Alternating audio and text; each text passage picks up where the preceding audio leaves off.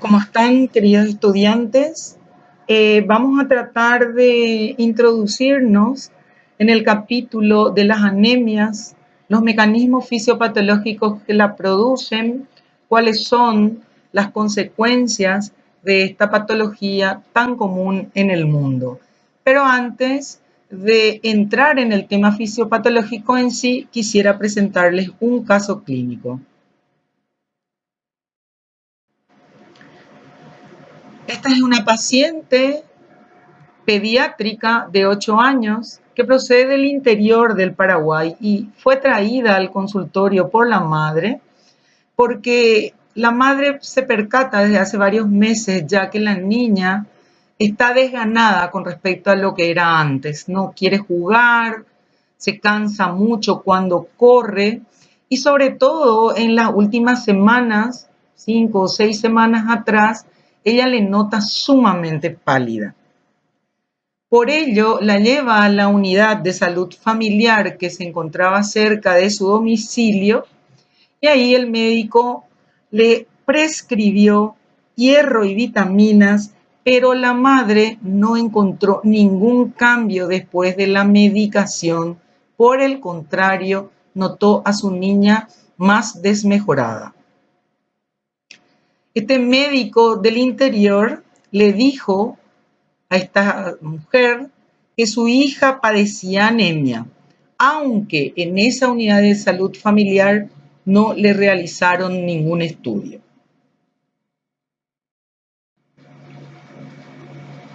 El médico de consultorio examina a la paciente y la encuentra con una temperatura normal, una presión arterial normal para la edad, sin embargo, con una frecuencia cardíaca levemente aumentada para la edad y una frecuencia respiratoria aumentada.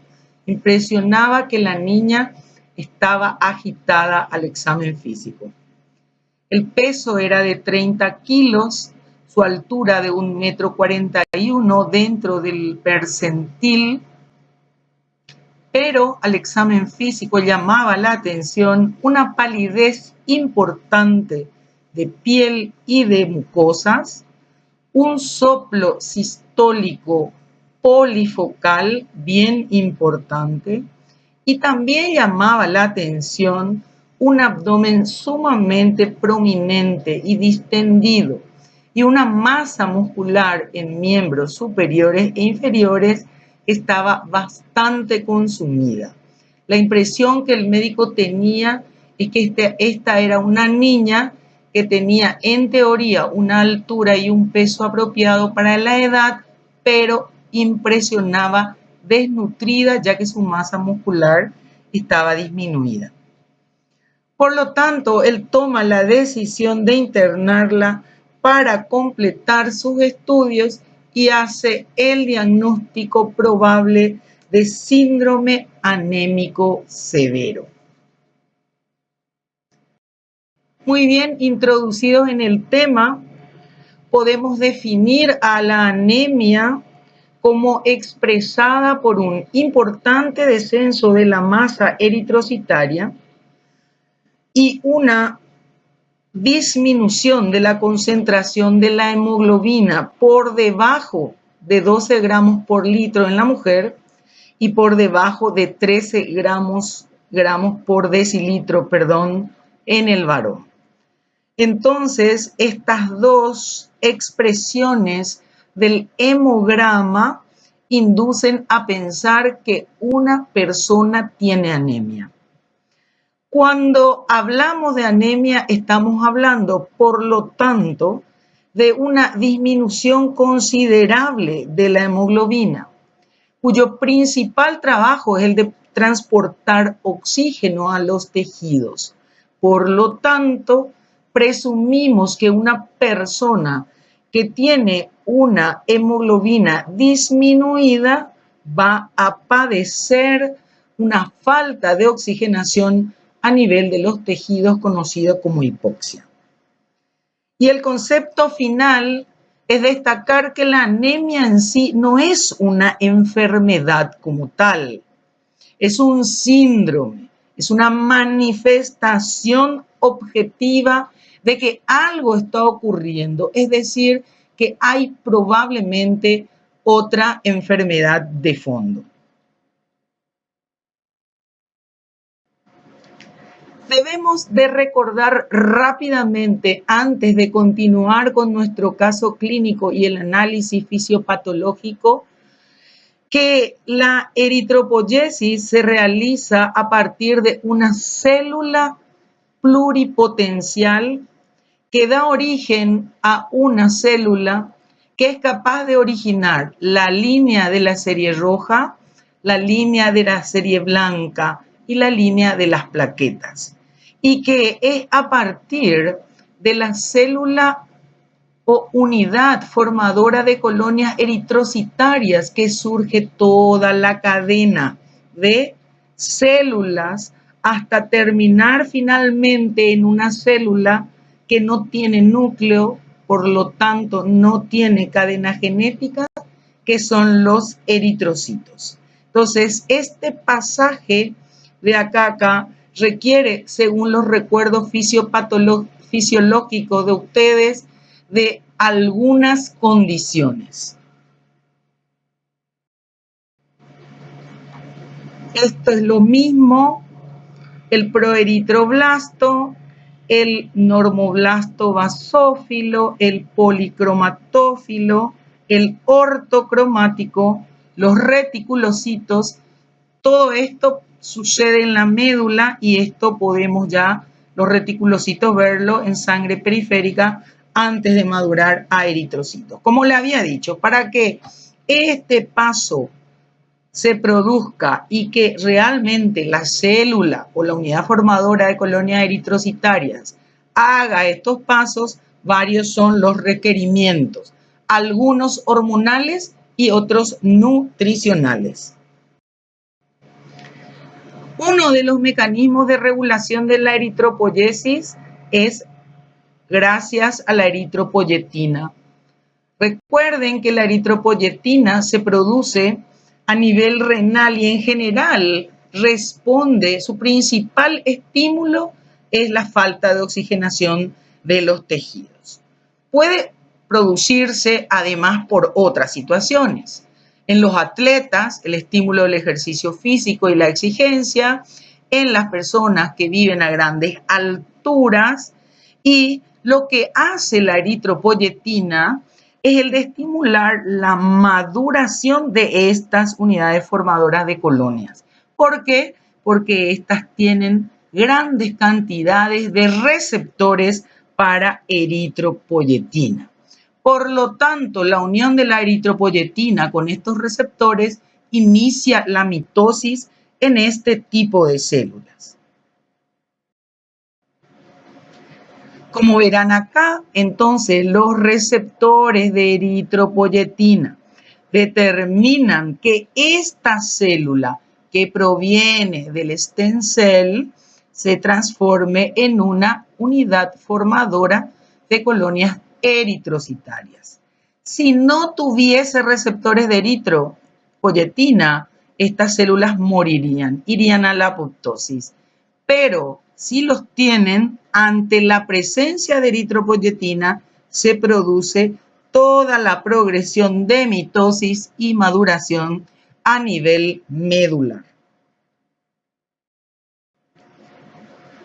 El gráfico muy recordado por ustedes del libro de Guyton establece, por lo tanto, que los principales factores que reducen la oxigenación tisular y que son capaces de aumentar la producción de eritropoyetina son que haya un bajo volumen sanguíneo, que haya una disminución de la cantidad de glóbulos rojos y de la hemoglobina en la anemia, ¿sí? La hemoglobina baja sola, que haya una perfusión disminuida de los tejidos periféricos o que haya una mala oxigenación a nivel pulmonar. Por lo tanto, esto induce la producción de eritropoyetina y que las células madres hematopoyéticas o unidades formadoras de colonias eritrocitarias hagan el paso de maduración hasta el incremento del número de hematíes. Otro mecanismo de regulación de la eritropoyesis está dada por otras sustancias además de la eritropoyetina. La IL-3 es un gran estimulante de mitosis de todo tipo de células. Los andrógenos son también estimulantes, al igual que la insulina y las hormonas tiroideas. Los estrógenos, por el contrario, disminuyen la eritropoyesis. Es por eso que las mujeres tenemos niveles de hemoglobina y cantidad de glóbulos rojos menores que la de los varones. ¿Y cuáles son los factores que les llamamos nutricionales de los cuales depende la progresión de esta eritropoyesis y sobre todo lo que llamamos la maduración, ¿sí? Que se transforme en una célula cada vez más avanzada para la función eritrocitaria? Y son fundamentalmente el hierro, y ustedes lo saben muy bien, ya que es un gran componente de la molécula de hemoglobina, la vitamina B12, el ácido fólico y la vitamina B6. Entonces, la eritropoyesis depende de la acción de ciertas sustancias para inducir las mitosis, pero depende también de otras sustancias para que las células que se van produciendo lleguen finalmente a madurar hasta el estado de eritrocito. ¿Cuáles son los valores normales tanto de hematíes, hemoglobina, hematocrito, ¿cómo se llaman estos? Índices hematimétricos y la amplitud de distribución eritrocitaria en el hombre?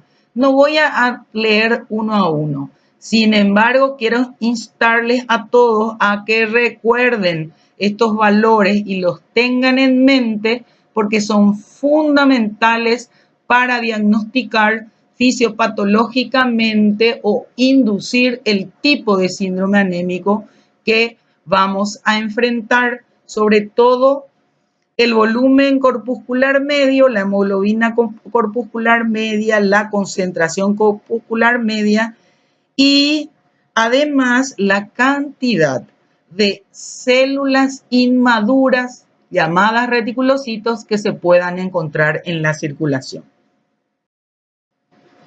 Recordar simplemente cómo se calculan los índices hematimétricos o índices eritrocitarios. Esta es la fórmula que tienen que repasar con los valores expresados en los libros, tanto del volumen corpuscular medio, que nos va a definir si el tamaño del glóbulo rojo es normal, está disminuido o está aumentado. La hemoglobina corpuscular media, que nos va a definir que la proporción o la cantidad de hemoglobina es apropiada dentro de los hematíes y este es su valor.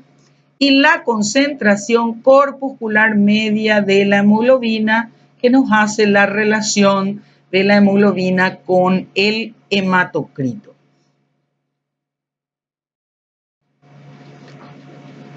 Y valores otros que siempre deben acompañar a la sospecha de una anemia son la cantidad de hierro que hay en sangre, el hierro sérico, cuyo valor es entre 40 y 160 microgramos por decilitro, y en la mujer un poquito menos, entre 35 y 140 microgramos por decilitro. La transferrina, que recordarán, es la proteína que se une y transporta el hierro prácticamente a todos lados, tiene que tener un valor entre 170 y 290 microgramos por decilitro. El índice de saturación de la transferrina, que nos dice cuánta transferrina está unida al hierro, cuyo valor es entre 20 y 50%, y la ferritina, que es el hierro de depósito, es decir, nos define qué cantidad de hierro tenemos depositado en los tejidos, cuyo valor es de 20 a 300 miligramos por decilitro. Y finalmente los reticulocitos, que se expresan muchas veces en los análisis y cuyo valor normal es entre 0,5 y 1,5%, pero siempre debe ser corregido en función al hematocrito encontrado en el paciente y relacionarlo con el hematocrito normal. Otro estudio muy importante de los glóbulos rojos es mirar en un frotis de sangre si el tamaño es pequeño, si la coloración es correcta y sobre todo si la forma de los eritrocitos es correcta para poder orientar el diagnóstico final de este síndrome anémico que es tan común, parece tan simple. Todo el mundo parece entender, inclusive la gente común parece entender qué hace falta para combatir la anemia. Sin embargo, desde el punto de vista fisiopatológico, no siempre es tan simple. Bueno, muy bien. ¿Y cuál fue el laboratorio recuperado de nuestra paciente? Por un lado, en el hemograma se ha constatado una importante disminución de la reserva celular de glóbulos rojos, de la hemoglobina y del hematocrito. En conclusión, hay una disminución de los 3 valores, lo que confirma la presencia del síndrome anémico. Los glóbulos blancos y las plaquetas se encontraban normales.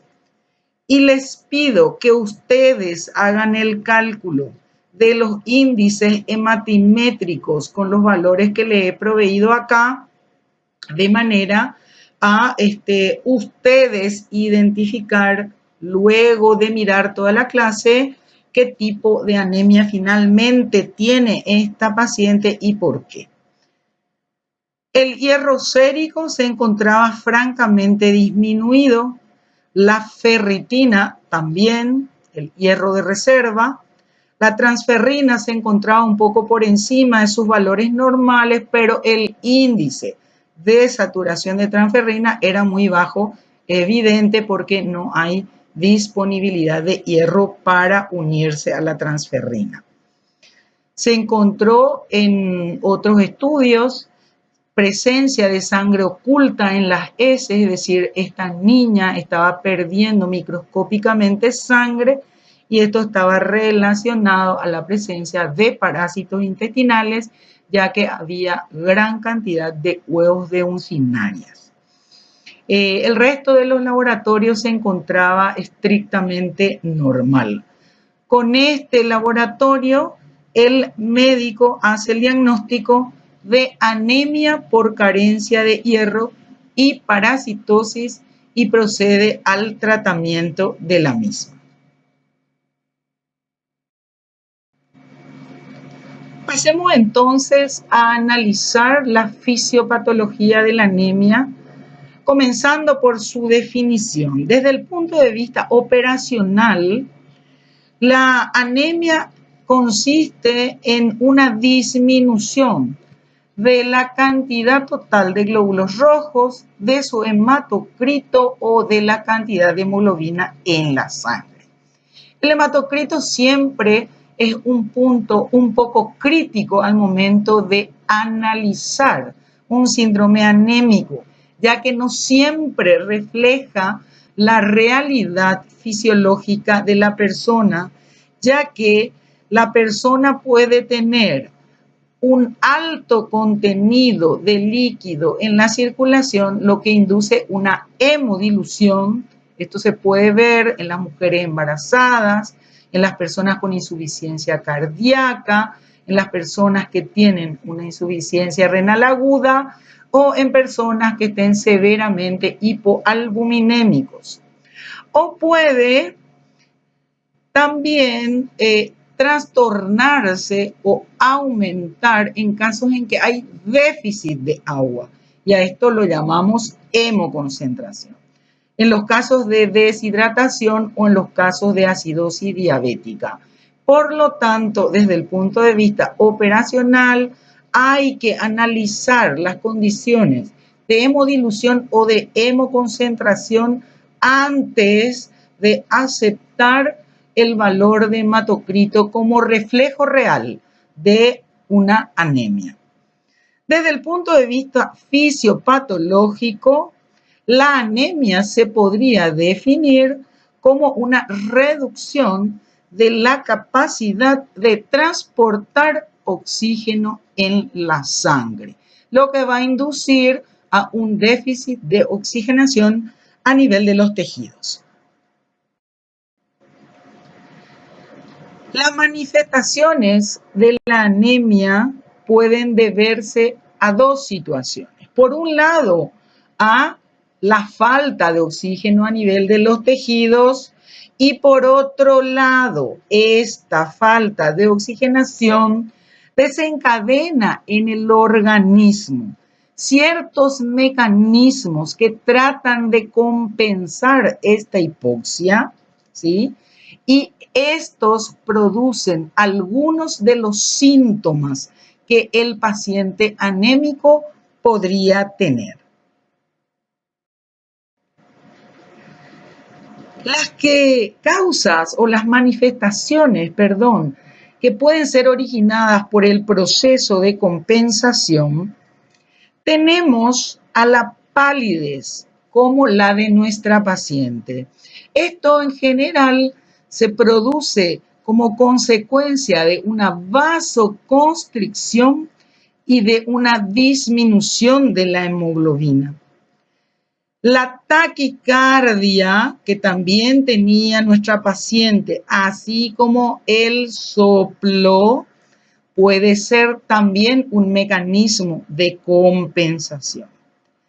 Y el cansancio, la dificultad para respirar o la sed de aire en el esfuerzo y a veces el no poder acostarse, esto se llama ortopnea, y la presencia de insomnio también son debidos a los procesos de compensación. Las que están relacionadas a la falta de oxigenación tisular pueden ser musculares o cerebrales. Las musculares se pueden reflejar en el músculo cardíaco, produciendo una falta de oxigenación y una isquemia de ese músculo, es decir, falta de flujo de oxígeno y se traduce como una angina de pecho. Puede verse también a nivel de los músculos gemelos de las piernas que duelen al caminar por falta de oxigenación. Esto se llama claudicación intermitente. Se pueden tener calambres durante el sueño, también es por hipoxia, y la fatiga, que también nuestra paciente refería, y esa fatiga se conoce como astenia en los términos médicos. Desde el punto de vista cerebral, la falta de oxigenación se refleja por una cefalea, a veces falta de concentración que vemos mucho en los niños que van a la escuela y no pueden a veces concentrarse y aprender las clases, y otros se refleja por irritabilidad. Los ajustes compensatorios de la anemia son varios. Por un lado, para poder corregir esta hipoxia tisular, la hemoglobina disminuye su afinidad por el oxígeno. es decir, desplaza la curva de disociación de la hemoglobina hacia la derecha, ¿sí? ¿Por qué? Porque hay producción de ácido láctico a nivel de los tejidos y además hay una gran cantidad de protones. Y esta disminución de la afinidad del oxígeno por la hemoglobina se produce por un aumento del 2,3-difosfoglicerato. También hay una redistribución del flujo sanguíneo. ¿Qué es lo que ocurre en general? Se trata de asegurar la cantidad de oxígeno que llegan a los órganos importantes. ¿Y desde dónde se saca este oxígeno? Es redistribuyendo la circulación desde la piel, por eso que la piel está pálida, hay vasoconstricción, hay menos sangre que llega ahí, también del riñón y de los lechos mesentéricos e ilíacos, es decir, la piel, el riñón y los órganos abdominales protegen, cediendo parte de su circulación al corazón, al cerebro y a los músculos. Otro ajuste compensatorio es que aumenta el débito cardíaco. En general, esto ocurre cuando la hemoglobina cae por debajo de 7 gramos. Entonces, este débito se incrementa porque hay una disminución de la resistencia periférica y al haber menos glóbulos rojos y menos hemoglobina, hay una disminución de la viscosidad sanguínea. Otro ajuste compensatorio es aumentar la producción de glóbulos rojos desde la médula a través de la producción o el incremento de producción de la eritropoyetina. Esta eritropoyetina puede incrementar varias veces la eritropoyesis. Por lo tanto, cuando hay mucha eritropoyetina, habrá un aumento de reticulocitos en la sangre. Esto se ve mayoritariamente en aquellos pacientes, y vamos a ver la clasificación más adelante, que se ve sí un aumento de reticulocitos en la poshemorrágica, pero en la carencia de hierro no se puede ver. Y ustedes recuerden, si no hay hierro, no hay maduración de los eritrocitos.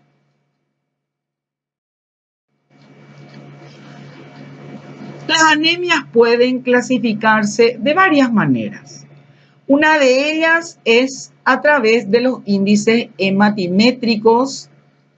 Y estos índices hematimétricos, sobre todo el volumen corpuscular medio, puede definir a las anemias como normocítica, valor de volumen corpuscular normal, macrocítica, volumen corpuscular aumentado, o microcítica, volumen corpuscular disminuido. Esos son los valores que les pedí que calculen en el caso clínico.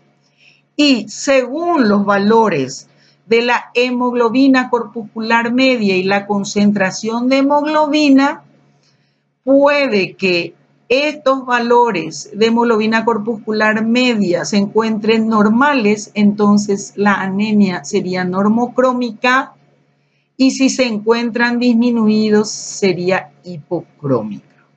Entonces, clasificación morfológica, y esta clasificación tiene relación con la concentración de hemoglobina, esta con el volumen corpuscular. Todas las anemias deben de expresarse de esta manera. La anemia de esta paciente es una anemia normocítica, normocrómica, o macrocítica, normocrómica, o microcítica, hipocrómica. Esa es la manera de expresarse siempre que se dé un resultado. Desde el punto de vista fisiopatológico, si la médula puede producir glóbulos rojos en respuesta a los estímulos, la anemia se llama regenerativa. Y esto se reconoce con la medición de reticulocitos en sangre periférica, que tiene que ser superior al 2%. Ahora, si la médula no es capaz de responder a los estímulos de incrementar la producción eritrocitaria, entonces la anemia se define como arregenerativa. Las anemias regenerativas las llamamos que son de causa periférica, porque no es la médula la que tiene el problema. Y las anemias arregenerativas en general es la médula la que no está pudiendo producir, por lo tanto se la conoce como de causa central y se caracteriza por el conteo reticulocitario menor o igual al 2%. Por lo tanto, a nuestra paciente en el análisis que hicimos les faltó hacer el conteo de reticulocitos. Esta es la clasificación de las anemias según sus índices hematimétricos. Fíjense, las anemias microcíticas y o hipocrómicas, es decir, volumen corpuscular disminuido y hemoglobina corpuscular disminuida, la más común está subrayada en rojo en la anemia ferropénica por carencia de hierro. Existen estas otras situaciones. Nosotros veremos lo que está subrayado de cada una de estas clasificaciones. Pueden ser además macrocíticas. Las macrocíticas no se clasifican según su hemoglobina corpuscular media. Estas tienen un volumen corpuscular medio muy elevado. Nosotros veremos exclusivamente las megaloblásticas, pero estas son las otras situaciones que pueden producir macrocitosis. Y también tenemos a las normocíticas, que tienen un volumen corpuscular normal y que tienen una hemoglobina o concentración de hemoglobina corpuscular media normal. Y tenemos acá a las anemias de las enfermedades crónicas, estas son la mayoría de este tipo de anemias, las hemolíticas, en donde la membrana celular del eritrocito tiene un trastorno y se rompen, y las de pérdidas agudas, es decir, aquellas que tienen de repente una persona tiene una hemorragia masiva.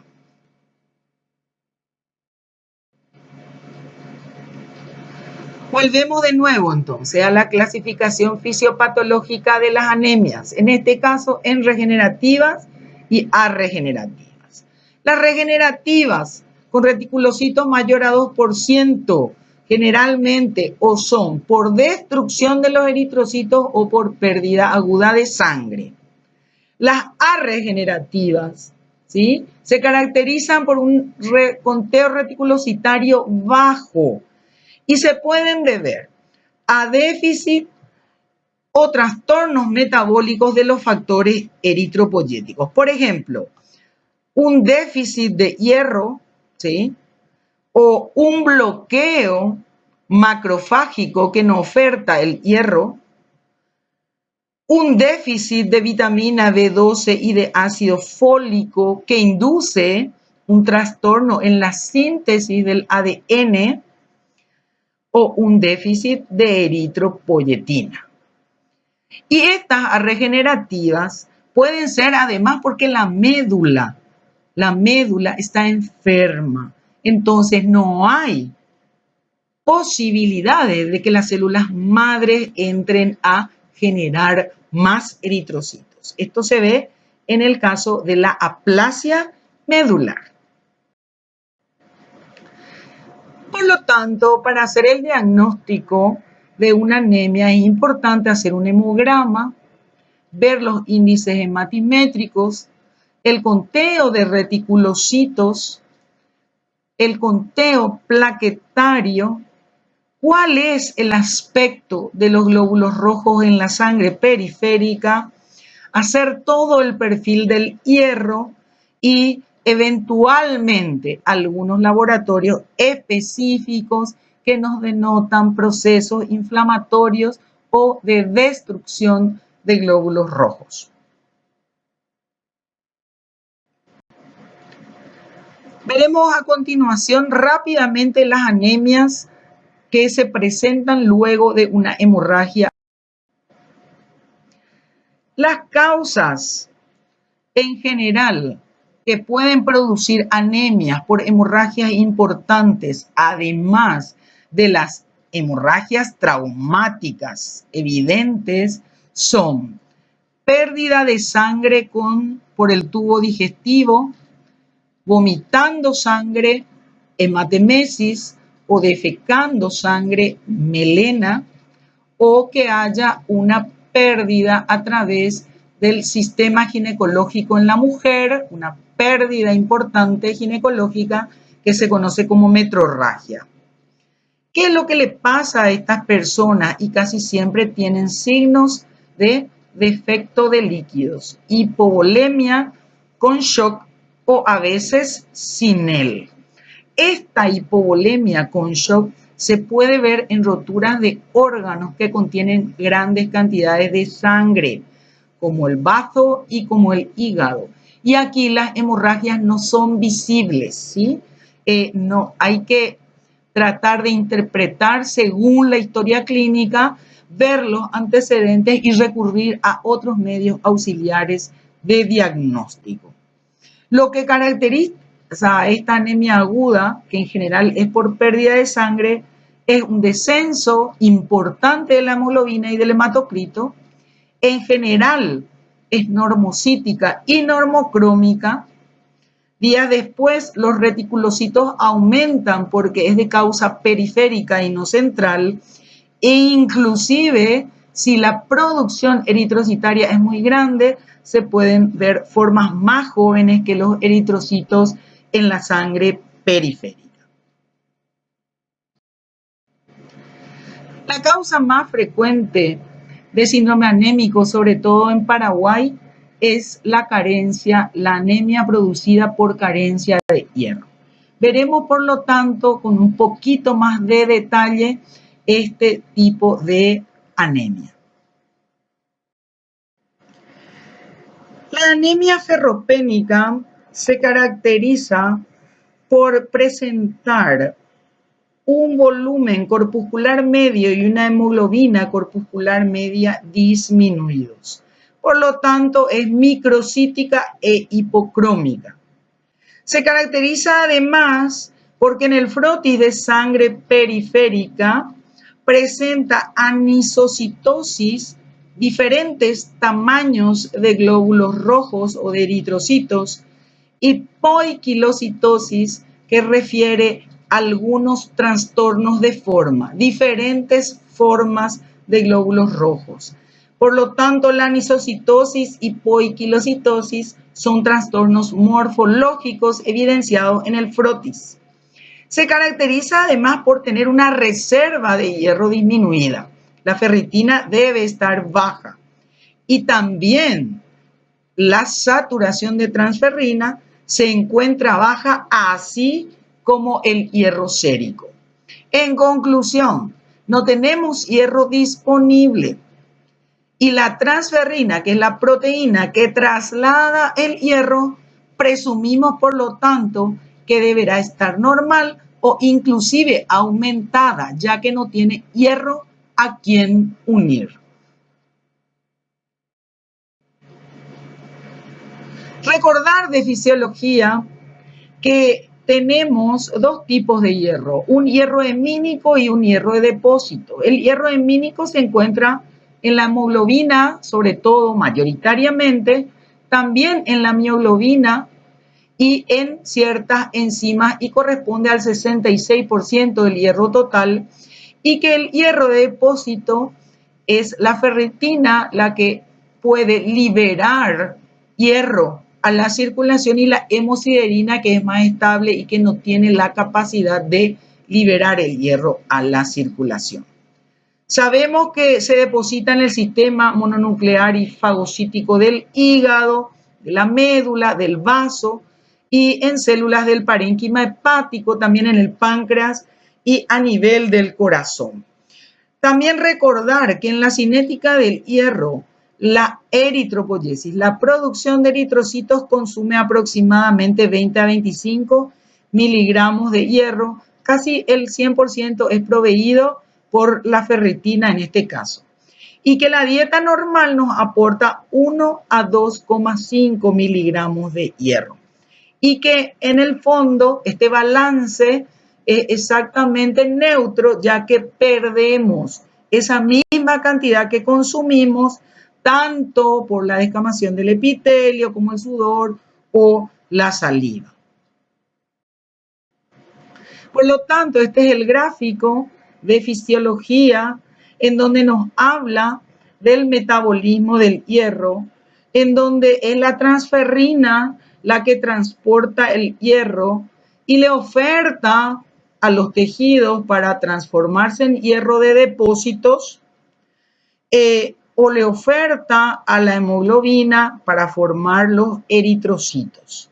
De todas maneras, este hierro es de igual forma ofertada a la circulación, tanto desde lo que consumimos como lo que se degrada a través del sistema macrofágico o lo que es ofertado por el hierro de depósito. Y a nivel intestinal o a nivel de piel o de otras formas de eliminar, se elimina aproximadamente lo mismo que se consume. Este es el metabolismo del hierro. Y que desde el punto de vista de la alimentación, la absorción del hierro es muy escasa. Solamente 5 al 10% del hierro que consumimos nosotros podemos absorber y que tiene que intervenir de manera muy importante el ácido ascórbico para hacerlo más absorbible. Fíjense que el ácido ascórbico o la vitamina C lo reducen el hierro sérico y este hierro sérico ahí puede recién tener un transporte dentro de la célula intestinal. Hay mayor absorción cuando se pierde sangre en el caso de una anemia aguda. También las mujeres absorben más que los hombres y que el grupo hemo generalmente que se encuentra en la carne se puede absorber por completo como tal y dentro de la célula intestinal se separa el hierro del grupo hemo que venía con la mioglobina de la carne consumida. El mecanismo de transporte a nivel intestinal se hace a través de ciertas proteínas transportadoras y se elimina el exceso de hierro a partir de la descamación de las células del epitelio intestinal. Por lo tanto, el transporte del hierro en sangre en forma libre es de aproximadamente este valor y la transferrina tiene un valor bastante variable porque todo dependerá de cuánta de ellas se encuentra unido al hierro que circula libre. Bueno, como verán, entonces es sumamente importante que hagan un repaso de la cinética del hierro de sus libros de fisiología para poder asentar un poquitito más los conocimientos y la comprensión fisiopatológica de la carencia de hierro y su expresión como anemia. Por lo tanto, la anemia ferropénica es una disminución de la hemoglobina y esta es secundaria a la carencia de hierro, es decir, es un trastorno de la maduración y no se presenta de un día para otro, no es como las anemias agudas. Su instalación es gradual, se presenta de a poco. Lo primero que ocurre es que el hierro de reserva se agota. Esto se expresa en un laboratorio simplemente por una disminución de la ferritina plasmática, pero ahí todavía no hay traducción a nivel del hemograma. Los glóbulos rojos son normales y la hemoglobina es normal. Eso es en una primera etapa. En una segunda etapa, conocida de ferropenia latente, lo que ocurre es que ya hay poco hierro y por lo tanto la transferrina no puede saturarse para transportar este hierro y lo único que se ve, además de la ferritina baja, es una saturación de transferrina disminuida, pero los glóbulos rojos tienen una morfología y una concentración de hemoglobina corpuscular normal. Una tercera etapa, es conocida como de eritropoyesis ferropénica. Aquí la hemoglobina puede estar todavía dentro del rango normal, pero si la morfología ya se altera, está ya los glóbulos rojos disminuidos de tamaño y la concentración de hemoglobina o la hemoglobina corpuscular media también se encuentra disminuida. Y en la cuarta etapa, recién que tenemos la anemia ferropénica, que se caracteriza por microcitosis, hipocromía y una disminución importante de la hemoglobina, del número de glóbulos rojos también y del hematocrito. Este cuadro les dejo para que repasen, es lo mismo que dije en la diapositiva anterior y tiene más o menos las 4 etapas que describí al principio y las siglas que tienen acá con asterisco están aclaradas en este punto. Y bueno, ¿cuáles son las causas por las cuales una persona puede tener deficiencia de hierro? Y fisiopatológicamente pueden ocurrir 3 cosas. Por un lado, que aumente el requerimiento de hierro. Y esto ocurre cuando hay pérdida de sangre a través del sistema gastrointestinal. El caso de nuestra paciente tenía parasitosis que producía una pérdida crónica de pequeñas cantidades de sangre. También se puede perder a través del sistema genitourinario o del aparato respiratorio o raramente se puede dar por personas que donan frecuentemente sangre. También los requerimientos se incrementan en el crecimiento, se usan para el crecimiento sobre todo en la etapa de la niñez y la adolescencia, en el embarazo o durante el periodo de lactancia. Puede también que haya una disminución del aporte, es decir, una carencia nutricional por una dieta que no contiene hierro o que tiene poca cantidad de hierro. Esto se puede ver en situaciones o de extrema pobreza o de dietas especiales de ciertas personas que tienen tendencia a alimentarse de una determinada manera, sobre todo sin carne. O puede que haya un problema de la absorción. Puede ocurrir algo a nivel intestinal que impide la absorción del hierro. Y puede ser que esté el epitelio intestinal enfermo y tenga algún problema o realmente no haya un intestino sano, o puede que no haya las condiciones a nivel intestinal para que sean absorbidos, es decir, que no haya, por ejemplo, buena cantidad de ácido ascórbico. Entonces, fisiopatológicamente podemos disminuir el aporte o disminuir la absorción o que nuestro paciente tenga un requerimiento de hierro aumentado. Estas son las tres causas o mecanismos fisiopatológicos para que haya deficiencia de hierro en las personas. Y por último, como diagnóstico comparativo fundamental de las anemias ferropénicas, veremos algunos aspectos de las anemias de las enfermedades crónicas. La anemia de enfermedades crónicas tiene algunas características muy importantes. Por un lado, es una anemia leve a moderada, casi nunca es una anemia grave, extrema. Generalmente acompaña a enfermedades, ya sea infecciosas, en general infecciones crónicas, a enfermedades inflamatorias o a enfermedades neoplásicas.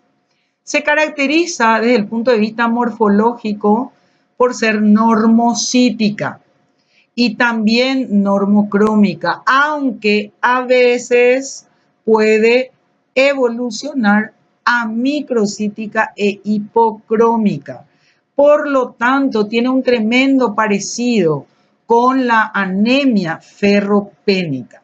Y es por ello que hay que analizarla y luego comparar cuáles serían las diferencias entre una y la otra, lo que haremos al final de esta clase.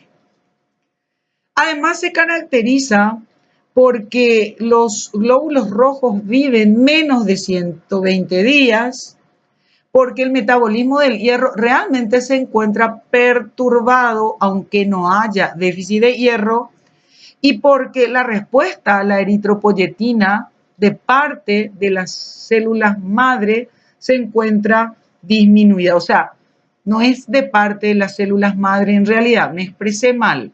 Es decir, la respuesta a la hipoxia está reducida, es decir, el riñón no responde correctamente a la hipoxia y por lo tanto no hay una producción importante de eritropoyetina.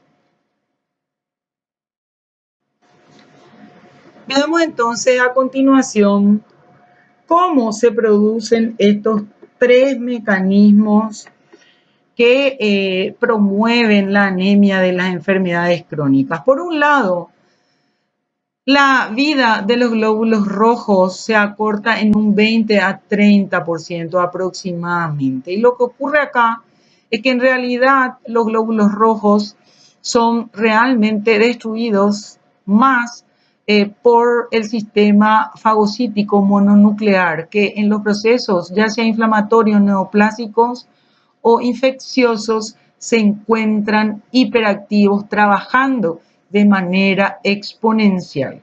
Aquí en realidad lo que ocurre es que este sistema destruye más rápido los glóbulos rojos, pero los glóbulos rojos en sí están sanos, no tienen ningún problema.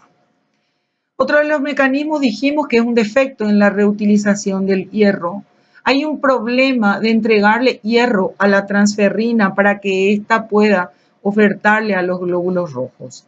¿Y de dónde viene la oferta de hierro? En general, viene o de la ferritina o de la hemosiderina.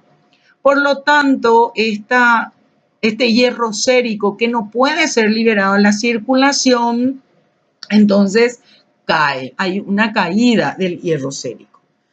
¿Por qué se produce esta falta de liberación del hierro de depósito?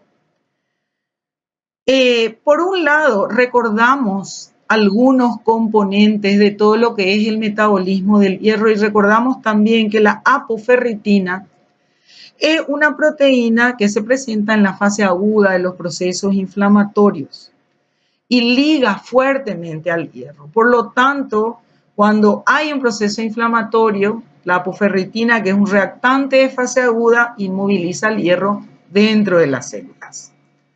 Por otro lado, la lactoferrina, que en general es secretada por los neutrófilos cuando se activan en su sistema de defensa para realizar su trabajo en los procesos requeridos, ligan al hierro con mayor afinidad que la transferrina. Y como no hay ningún receptor eritroblástico de lactoferrina, le tienen al hierro, pero no pueden liberarlo ni ser captados por las células de la eritropoyesis. Y por lo tanto, este hierro vuelve posteriormente a los macrófagos. Y recordar también que la transferrina es una proteína de fase aguda inflamatoria, pero negativa. En conclusión, cada vez que hay un proceso inflamatorio, cae la concentración de transferrina. ¿Por qué? Porque el hígado produce menos y porque es mayormente secuestrada por los macrófagos. Por lo tanto, la única proteína que es capaz de ofertarle a las células eritroides el hierro, que además no se libera luego, encima esta proteína se encuentra disminuida. Por lo tanto, todo está hecho como para que el hierro no pueda llegar a los eritrocitos, aunque este esté disponible en los depósitos corporales. Y por último, como tercer mecanismo de las enfermedades crónicas, tenemos la respuesta eritropoyética compensadora disminuida. ¿Qué quiere decir? De que hay un problema con la eritropoyetina. Y en esta situación vemos que las sustancias inmunorreguladoras más importantes de los procesos inflamatorios, que son la IL-1 y el TNF-alfa, producido mayoritariamente por macrófagos y células presentadoras de antígenos, estas cuando se encuentran hiperexpresadas inhiben o interfieren en la producción de eritropoyetina por el riñón, aunque haya requerimiento, estímulo por hipoxia tisular. Y no solamente hay un déficit de producción de eritropoyetina, sino que hay una resistencia de los eritrocitos o eritroblastos a la acción de la eritropoyetina. ¿Por qué? Porque la interleuquina 1 y el interferón alfa suprimen la formación de las células que son progenitoras de la serie eritrocitaria en cultivos celulares. Lo que parece ocurrir es que el efecto que tienen estas dos citoquinas proinflamatorias es a través de la producción de interferón beta y de interferón gamma que inhiben el paso de la fase G a la fase S de estas células y por lo tanto no hay mitosis. Muy bien, por lo tanto esta es la fisiopatología de la anemia de las enfermedades crónicas. ¿Y cuál es el problema con respecto a la anemia ferropénicas? Y que tienen mucho parecido. Realmente el parecido es importante porque pueden tener desde el punto de vista morfológico a veces microcitosis y hipocromía, las dos, ¿sí? La mayoría de las veces la anemia de las enfermedades crónicas puede ser normocítica y normocrómica, ¿verdad? Pero hay veces que puede ser microcítica hipocrómica y ambas tienen un problema con el hierro. Entonces, veamos en este cuadro que es sumamente interesante, sobre todo cuando miran lo que está subrayado en rojo, son algunas cosas que ustedes deberían de atender. Los valores normales están acá, la situación normal, y aquí está la anemia ferropénica y la anemia de las enfermedades crónicas. Entonces, analicemos la ferropénica, vamos a mirar solamente los subrayados. Los depósitos de hierro están totalmente vacíos, ¿sí? ¿Por qué? Porque ya se usó todo y por eso realmente recién se expresa la anemia, así lo entendimos. Si miramos al lado, vamos a ver que los depósitos de hierro en la anemia de enfermedades crónicas están sumamente aumentados. ¿Por qué? Porque no se puede liberar el hierro a la circulación. Si miramos la ferritina plasmática, va a estar sumamente baja en la carencia de hierro y estará, por lo tanto, ya que hay mucho depósito, estará alta en la anemia por enfermedades crónicas. Y fíjense que los receptores de transferrina se encontrarán sumamente normales o aumentados en la anemia por ferropenia. ¿Por qué? Porque la transferrina no encuentra hierro para ligar, entonces aumenta su número de receptores, pero vimos que se encuentran disminuidos y ya entendimos por qué en la anemia de las enfermedades crónicas. Y la saturación de transferrina, por ende, será sumamente baja acá y será sumamente alta acá. Y desde el punto de vista de los glóbulos rojos, la mayor parte o toda la anemia ferropénica es microcítica hipocrómica y las anemias de las enfermedades crónicas puede ser normocítica, normocrómica, a veces microcítica hipocrómica. Y como dato final simplemente, a pesar de que no le dimos el valor en esta diapositiva, si miramos la transferrina o la capacidad total de unión del hierro, ¿sí?, en microgramos por decilitro, vemos que se encuentra aumentada la transferrina cuando hay carencia de hierro. Sin embargo, se encuentra disminuida y ya vimos por qué hace un ratito en la anemia de las enfermedades crónicas. Bueno, muy bien. Esta primera parte de las clases de anemia termina acá. Espero que hagan el cálculo de los índices hematimétricos de la paciente que le presenté para ver si realmente tiene hipocromía y microcitosis, como correspondería al diagnóstico que hizo el médico, que creo que estuvo bastante acertado, ya que si miramos los valores en retroceso, la paciente tenía una ferritina plasmática disminuida, una saturación de hierro, de transferrina disminuida, una transferrina levemente aumentada, y si además tenemos microcitosis e hipocromía, evidentemente que el diagnóstico será correcto. Excelente, nos seguimos viendo. Hasta luego, muchas gracias.